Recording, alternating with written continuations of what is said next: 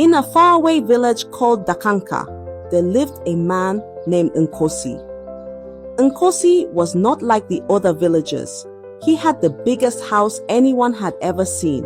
His house was so big, it looked like it could touch the sky. Nkosi also had the most beautiful horse. A horse so strong and shiny that everyone in the village would stop and stare whenever he rode by. But there was something else about Nkosi. He was very rich, even richer than the king. He had more money than anyone in the village.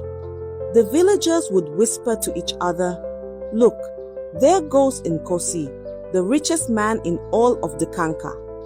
Nkosi loved it when people talked about him. He liked it when they stared and pointed, saying, "Wow, look at his big house. Look at his fine clothes. Look at his beautiful horse."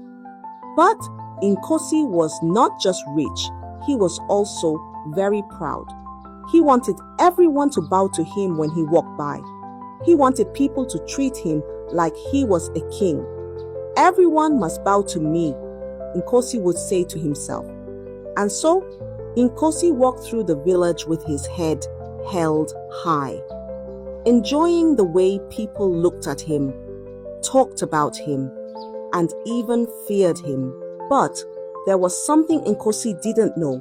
Being rich and proud doesn't always bring happiness, and soon Nkosi would learn this in a way he never expected. Nkosi was not just rich, he loved getting married too. In fact, Nkosi got married almost every week. He would walk through the village looking for the prettiest girls, and when he saw one he liked, he would say, "That one will be my wife." At first, Nkosi did things the right way. He would pay for the weddings, just like everyone else. He would give gifts to the girl's family, and there would be a big feast with lots of food. The villagers would come, and there would be dancing and singing. Everyone would say, "Nkosi is so rich and generous. Look how well he takes care of his wives." But after a while, Nkosi thought, "Why should I pay for these weddings? I am richer than anyone here. I don't need to pay for anything." So, Nkosi stopped giving gifts. He stopped having big feasts. Instead, when he saw a girl he wanted to marry, he would just take her without asking. "Come with me," he would say, and the girl had no choice but to follow him. The villagers were scared of Nkosi. They knew he was powerful and rich, and they were afraid to say no to him. They didn't want to lose their daughters, but they didn't know what to do. "What can we do?" they whispered to each other. "Nkosi is too strong, too rich. We cannot stop him." So, Nkosi continued to take as many wives as he wanted, without paying, without asking, and without caring about how the villagers felt. And with each new wife, Nkosi's pride grew bigger and bigger. But deep down, the villagers began to resent him, and the seeds of trouble were quietly being planted. The people of Dakanka were not like Nkosi. They were poor and struggled to make ends meet. Sometimes they needed help, maybe some money to buy food or to fix their roofs when the rains came. And so they would go to Nkosi because everyone knew he had more money than anyone else in the village. But Nkosi was not kind. When the villagers came to him for help, he would say, "I will help you, but only if you give me something in return." And what Nkosi wanted was not money or crops. He wanted their wives or their daughters. "If you want my help, give me your daughter," Nkosi would say. "If you can't pay me back, then your wife will do." The villagers were heartbroken. They loved their families, but they had no choice. They were too poor to refuse, and Nkosi was too powerful to argue with. Even the king, who was supposed to protect the people, could do nothing. When the villagers went to him, begging for help, the king would shake his head sadly and say, "Nkosi is too powerful. I cannot stop him." The king was afraid of Nkosi. just like everyone else, and so the villagers were trapped. They needed help, but the price was too high. They watched as Nkosi took their daughters and their wives, feeling helpless and sad. Their hearts were heavy, but there was nothing they could do. Nkosi's greed and pride were growing, and the villagers' pain grew with it. But deep inside, the villagers wished that one day, something or someone would come to change things. They wished for a time when they wouldn't have to live in fear of losing their loved ones to the greedy, arrogant Nkosi.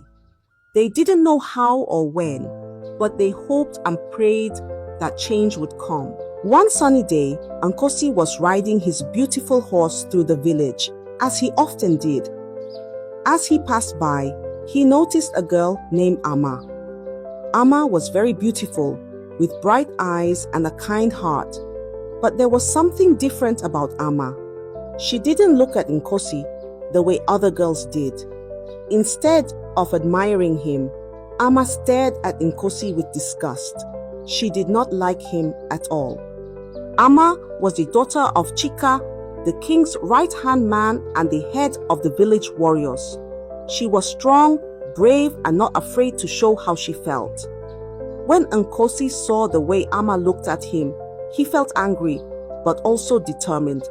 How dare she look at me like that? Nkosi thought. I will make her my wife, and then she will learn to respect me. Without wasting any time, Nkosi decided to take Ama as his wife. He didn't care that Ama's father was an important man, or that Ama didn't want to marry him. Nkosi was used to getting whatever he wanted, and he wanted Ama. Nkosi called his guards and said, "Go to Chika's house and bring me Ama. She will be my wife before the sun sets." The guards did as they were told. They marched to Chika's house, and without greeting anyone, they took Ama away. They didn't ask for permission. They didn't explain why. They just grabbed her and left. Ama struggled and tried to fight back, but the guards were too strong. They dragged her to Nkosi's mansion, where Nkosi was waiting, smiling with pride. "Now you will be my wife," Nkosi said, thinking he had won. But Ama was not like the other girls Nkosi had taken. She was brave and strong-willed.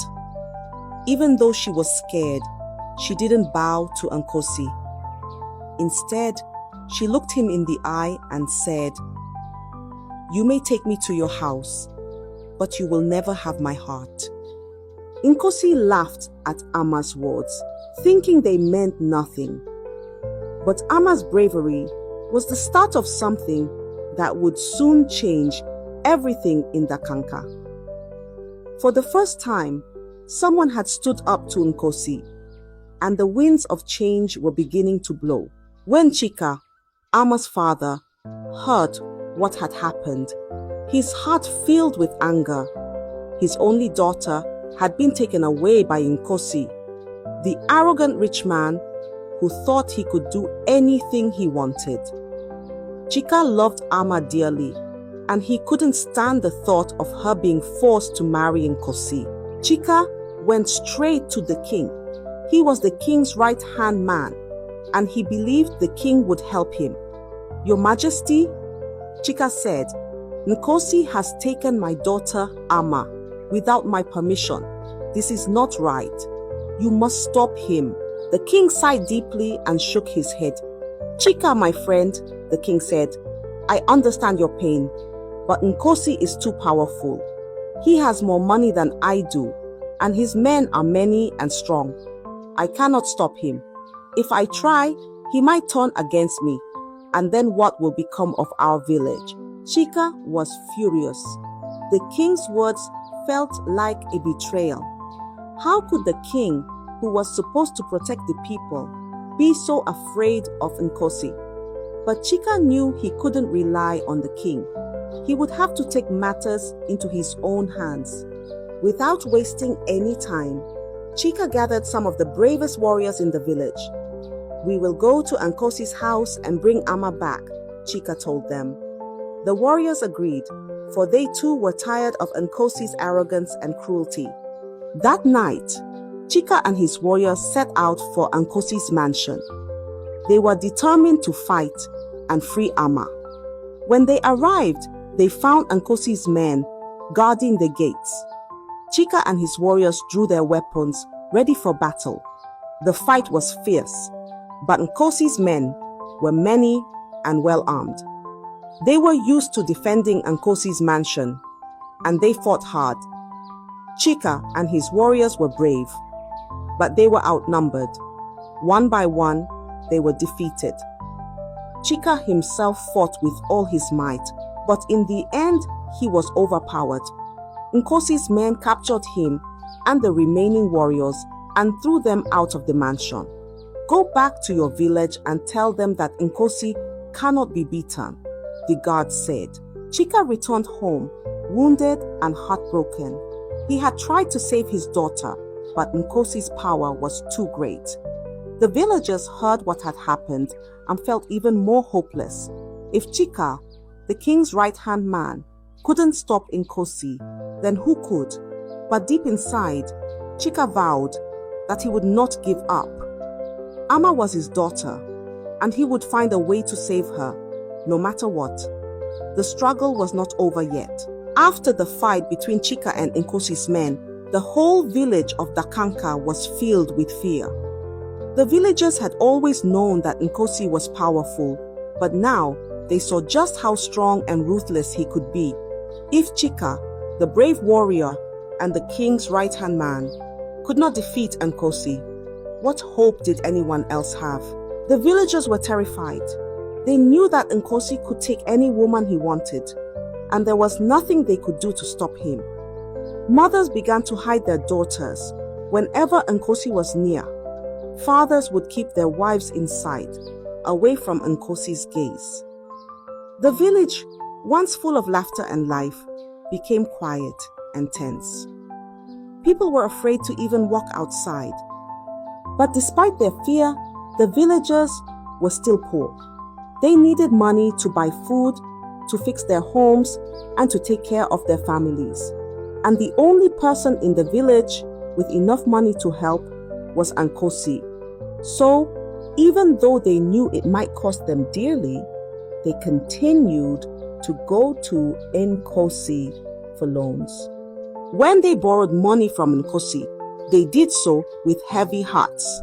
They knew that if they couldn't pay him back, Nkosi would demand something much more precious, their wives or daughters. But what choice did they have? They needed to survive, and Nkosi was their only hope. So, the villagers lived in constant fear. They were trapped, needing Nkosi's money, but dreading the price they might have to pay.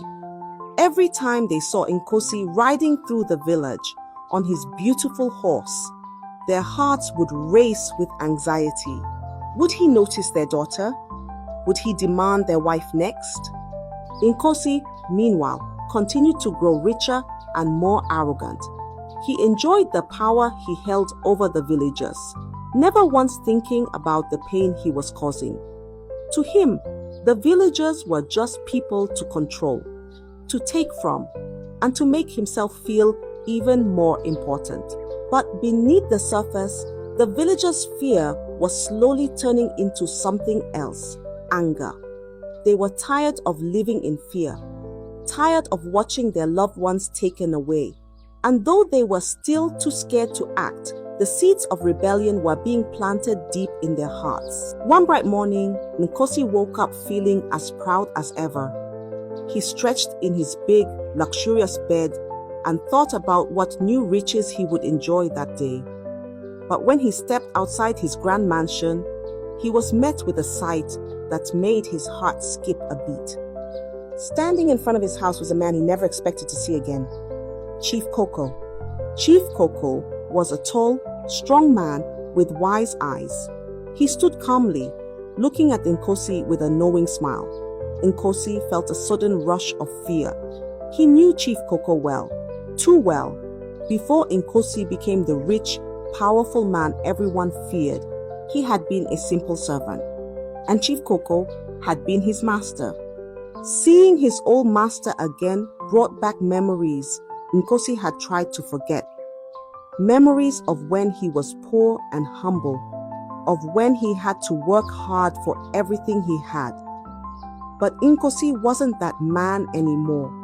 He was rich, powerful, and feared by everyone, or so he thought. But now, with Chief Koko standing before him, all of Nkosi's arrogance seemed to shrink. He remembered how kind and fair Chief Koko had been, and how he had betrayed him long ago. The sight of Chief Koko filled Nkosi with dread. Why is he here? Nkosi wondered, his mind racing. What does he want? Nkosi tried to compose himself, but he couldn't shake the feeling that something bad was about to happen. Chief Koko's presence was a reminder of the man Nkosi used to be, and it was clear that his past had come back to haunt him. Chief Koko looked at Nkosi calmly, but there was a firmness in his gaze that made Nkosi uneasy. Nkosi, Chief Koko said, his voice strong and clear. It's time to talk. Nkosi knew then that his days of arrogance might soon come to an end. Chief Koko was not a man to be taken lightly, and if he was here, it meant that something was about to change. Nkosi's heart pounded as he realized that his past was catching up with him, and he might not be able to escape the consequences of his actions any longer. Chief Koko walked up to Nkosi with a stern expression on his face. He looked deep into Nkosi's eyes and asked, "Do you remember me, Nkosi?" Nkosi's mouth went dry, and he nodded, trembling. How could he forget? This was the man who had once been his master, the man who had treated him with kindness, only for Nkosi to betray him. Now, seeing Chief Koko again, Nkosi felt small, like the servant he used to be, not the powerful man he had become. As the villagers noticed the scene unfolding in front of Nkosi's mansion, they began to gather around, curious about the stranger who had appeared out of nowhere. They had never seen Nkosi look so afraid before. Whispers spread through the crowd as they tried to figure out what was happening. "Who is this man?" they murmured. "Why is Nkosi so scared?" Chief Koko turned to face the crowd, his voice steady and strong. "Let me tell you a story about Nkosi and me," he began. The villagers fell silent, eager to hear what the stranger had to say. Chief Koko continued, "Many years ago, Nkosi was not the rich man you see today. He was my servant. We traveled together, and I treated him like a son. But one day, while we were on a journey, something terrible happened." Nkosi's heart sank as Chief Koko spoke. He knew what was coming and he wished he could stop it. But there was no stopping Chief Koko now. The truth was about to be revealed.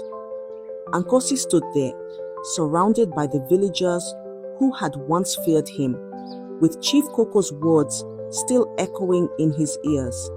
He knew there was no escape from the truth. The weight of his guilt was too heavy to bear, and he could feel the anger of the villagers rising around him. There was no way out but to confess. With a trembling voice, Nkosi began to speak. "Yes, it's true," he admitted. "Once, many years ago, Chief Koko and I were traveling together. He was my master, and I was his servant. I looked up to him, and he treated me well, like a son. But then, one day, something terrible happened." The villagers leaned in closer, their eyes wide with shock and disbelief. They had never imagined that Nkosi, the rich and powerful man they knew, had such a dark past. Nkosi continued, "We were on a journey, and it began to rain heavily. The path we were walking on became slippery and dangerous. As we made our way along the path, Chief Koko slipped and fell. He was badly injured and he couldn't move. I was scared, terrified even. I didn't know what to do. Nkosi paused, his voice breaking with emotion. Instead of helping him, instead of doing what was right, I let my fear take over. I saw an opportunity, and I took it. I took all of Chief Koko's money and left him there, alone and helpless. I left him to die. The villagers gasped, their hearts heavy with the weight of Nkosi's betrayal. They couldn't believe what they were hearing. The man they had once admired, even if out of fear, had built his entire life on such a terrible act of treachery. Nkosi continued, tears now streaming down his face. I ran away as far as I could. I used the money I stole to start a new life here, in this village. With that money, I became rich and powerful. I built my mansion, I married many wives, and I made people fear and respect me.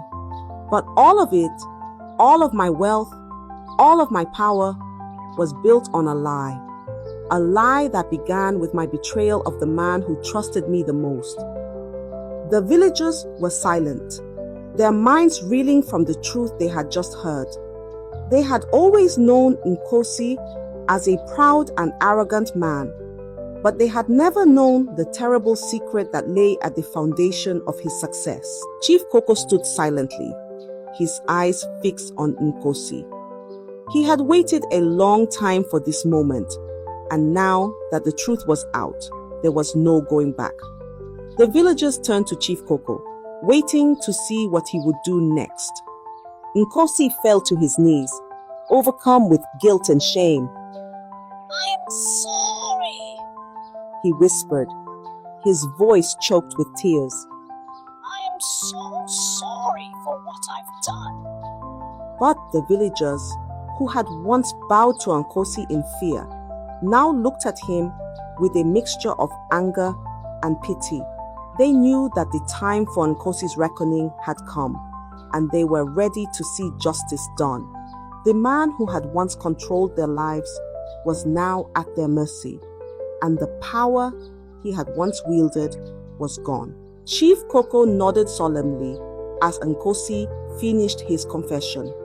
The villagers stood in silence, absorbing the weight of the story they had just heard. The truth was finally out, and it was more terrible than they had ever imagined. I survived that day because a kind old woman helped me, Chief Koko said, his voice steady but filled with the memory of his past suffering. She found me lying there, broken and alone, and she took care of me. But I never forgot what Nkosi did. I waited all these years, hoping that maybe he would change, that he would become a better man. But instead, he grew more arrogant and cruel, taking from others just as he had taken from me. The king, who had been listening intently, looked troubled. He turned to the elders, who nodded in agreement. They all realized that Nkosi's wealth and power had not been earned through hard work or honesty, but through dishonesty and betrayal. The king knew that justice had to be done, not just for Chief Koko, but for all the villagers who had suffered because of Nkosi's arrogance. With a heavy heart, the king stood and addressed the crowd. Nkosi's wealth and power were built on lies and cruelty, he declared. He has taken what did not belong to him, and he has hurt many people along the way. Today, that ends. The king ordered that Nkosi be stripped of all his wealth and power. Everything he owned, including his grand mansion, his beautiful horse, and all his riches, were taken away. Chief Koko's belongings, which had been stolen from him so long ago, were returned to their rightful owner. The villagers watched as Nkosi, once so proud and powerful, was left with nothing. Nkosi's wives and children were filled with shame. They had once lived in luxury, but now they had nowhere to go. The women who had left their husbands to be with Nkosi felt too embarrassed to return to their families. They realized too late that they had been deceived by Nkosi's wealth and had lost everything because of it. The villagers, who had once feared Nkosi, now felt a sense of justice and relief. They had learned a powerful lesson. Arrogance and cruelty would only lead to downfall. Nkosi, who had once had everything, was now alone and destitute, a man who had lost it all because of his wicked ways. And so, the story of Nkosi became a tale told for generations in the Kanka village. It was a story that reminded everyone, young and old, that true wealth does not come from riches or power. True wealth comes from kindness, humility, and treating others with respect. The villagers of the Kanka never forgot the lesson they learned from Nkosi's downfall, and they passed it on to their children, ensuring that the tale of the arrogant man who married 1,000 wives would never be forgotten. I hope you enjoyed the story. If so, please like the video, comment what you learned from the tale, and don't forget to subscribe to the channel for more enchanting tales just like this one. Thank you.